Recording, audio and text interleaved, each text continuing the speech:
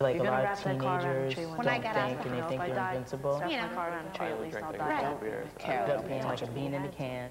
When you're so young, you take it for granted that you have so much ahead of you. The idea of like death looming around is like just, it's not like a part of your life.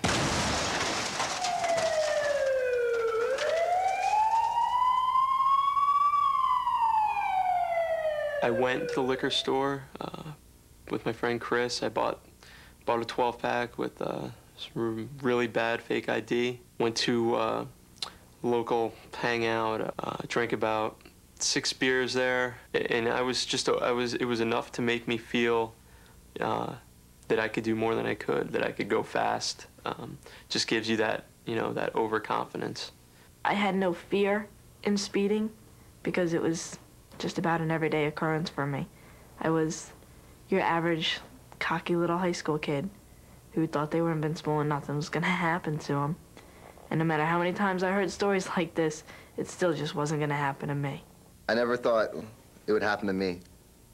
Superman, invincibility, anything you want to say, I was it. I decided to go to my friend Andrea and ask her if I could borrow her new car. It was a convertible with a V8 engine. She was, to say the least, hesitant to give it to me because the night before, her father told her that he never wanted me driving the car alone. He knew that I wouldn't have respect for the car because I didn't buy it, I don't pay the insurance or anything, It was basically like a joyriding car for me. What gets me going is like for the split second of just not looking at the road. My front left wheel hit the curb and I lost control of the car. The car flipped over about 3 times. The car was just wrecked totally. I received severe lacerations to my forehead. Right now my scars don't look that bad, but what had happened was my nose was sliced here and it was flipped. And then this was gashed. My eyebrows were ripped off. My whole forehead was gone and about this much of my face. I was told that Tori said, "Joel, slow down before you kill all of us." I turned around to talk to one of my friends in the back. And when I turned back towards the road, car flipped over a couple times, hit a tree, landed on its back. Before we got on the highway, a friend and I were getting in some ridiculous argument.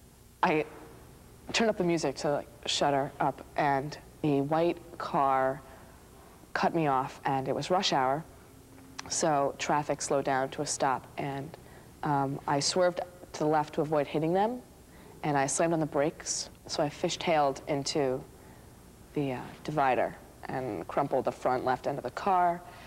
I hit my head on the steering wheel, and I fractured this eye socket bone right here. I hit a divot in the road.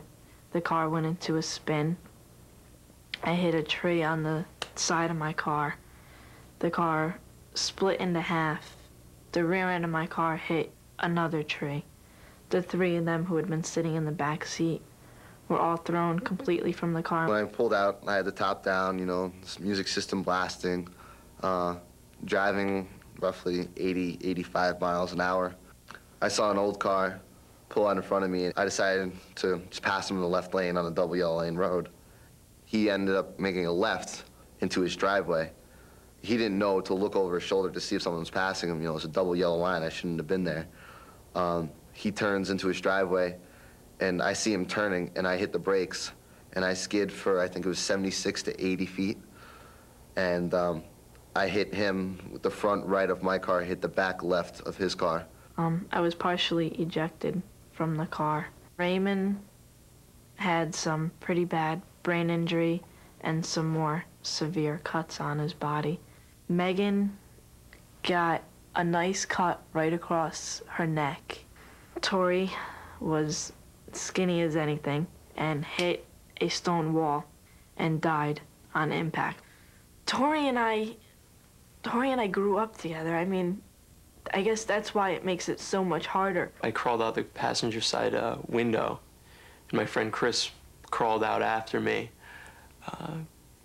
I looked around the car, couldn't really find anything. I couldn't see inside the car because it was crushed. I remember them taking my friend Mike out, and I remember he was covered with blood from the head, kind of down. And, you know, I remember that pretty vividly. We went off the road and sailed right into a tree. Seems like we were skidding there forever, and I had so much time where I could, you know, all these other things I could have done. You know, that skid, I seem to remember happening in slow motion. Neither of us were wearing our seatbelts, so I hit the steering wheel, luckily, which saved my life. And unfortunately for him, he hit the windshield, which is a little bit less forgiving. He died 3 days later from a brain injury. On the impact, I did lose all consciousness. Then on the way to the hospital, they got a pulse back into me, but I remained in a coma for about 13 days or so, and slowly started to come out of that. I did have brain injury. I blew my spleen up. My pancreas had some injuries to it, and my liver and kidney were both punctured by my ribs. So they had to basically sew all my inside body parts back together. I really was kind of in shock seeing all this happen, and it all seemed to happen so fast. Because I mean, this all happened in a span of, you know, a minute, as from the time when I crashed and when the policeman finally came up to me and did you know, a sobriety check. You could see like glass breaking, hood coming up, you could hear the fender dragging along the ground, side panel gone, steering wheel shifting. On his car, he had a huge dent. You could see the tire was bent in on the back. The door was totally pushed in. It only took a second to hit him. It felt like an eternity. I was wearing a seatbelt. It saved my life. None of us had our seatbelts on at the time. It was a high school thing and teenage thing. You don't need one, you're too cool. I was real close with both guys. I had known them since probably 6th grade. We used to play, we were on the same baseball team, me and Rick. His father was a coach. Rick was killed instantly from, I guess, massive head internal injuries.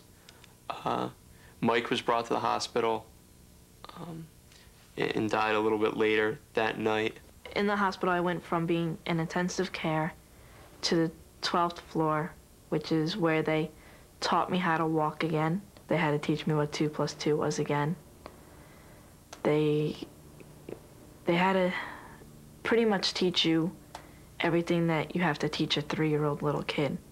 I hope this guy's all right. And I get out, and it's this older man. I just hope that he wasn't hurt. They brought me to the police station. You know, I sat there for a couple hours. They did a breathalyzer test. They did fingerprints, mug shots. Finally, towards a couple hours later, my parents came in. While I was in the hospital, my parents knew that there were going to be charges and that I was going to need an attorney because Tori had died. Both Rick and Mike had not survived. And they charged me right there with 2 counts of second-degree manslaughter with a motor vehicle, driving while intoxicated, reckless driving, speeding, and they released me on bond that night. The officer pulls me aside and he says I could charge you with assault with a deadly weapon. I was going triple over the speed limit and just double as assault with a deadly weapon, and it's intent to kill. It was totally preventable. I made it a crash. It wasn't an accident. You know, the next day I went to both the funerals, and that was really hard because I mean there was you know, hundreds of people at these funerals. And you know, I was the reason they were there. They just kept telling me how it wasn't my fault, and the more they told me it wasn't my fault, the more upset I got. It was my fault. I was driving. I got a speeding ticket. I had to pay for the old man's car, Blue Book value, and I had to pay for half the damages of Andrea's car. $4,000 for one car and $2,500 for another car. You know, kind of blew me away. For about 9 months, I went back and forth to court. When I pled guilty, they set a sentencing date. So it's basically both sides tell the judge what they think the sentence should be.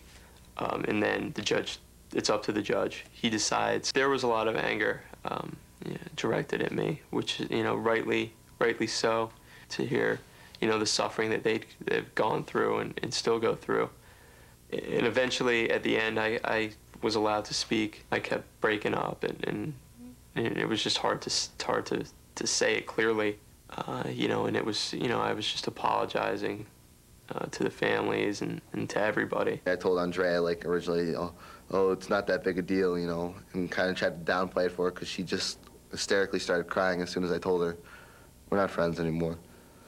It wasn't worth it. Everyone in school made fun of me because everyone knew what happened. I lost my bank account. I lost my parents' trust. I lost one of my best friends. My sentence was 10 years of jail time suspended after 4 years. This means that it's a 10-year jail sentence, but you only have to serve 4 of it. If you violate your probation, the judge can impose the remaining 6 years of the sentence. For Tori's death, I was charged with misconduct with the motor vehicle, and for Raymond and Megan's injuries, I was charged with assault with the motor vehicle. I was given 3 years suspended sentence, 300 hours community service, and 3 years probation. The conditions of my probation are 1,000 hours community service, attending AA meetings, and not driving during the length of my probation for 5 years. Prison's not a fun place.